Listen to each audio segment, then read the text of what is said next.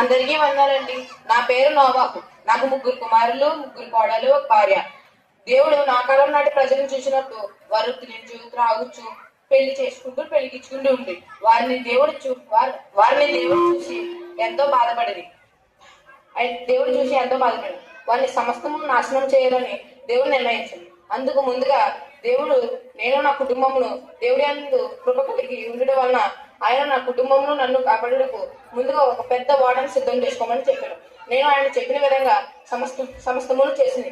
అలాగే ఆ క్రమంలోనే అక్కడున్న ప్రజలకు సువార్త ప్రకటించారు.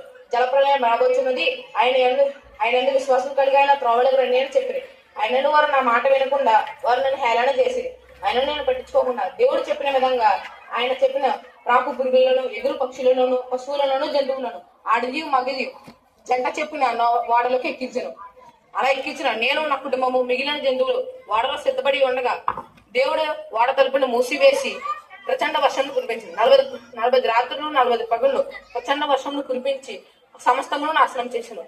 నేటి దినములలో మీరు ఈ ప్రజలు కూడా నా కాలం నాటి ప్రజల వల్లే ఉండిరి. కాబట్టి దేవుని తెలుసుకుని ఆయన విశ్వాసాలు కలిగి రక్షణ వాడను సిద్ధం చేసుకుని మనమందరం కూడా రాకడి వరకు సిద్ధపడి ఉండాలి.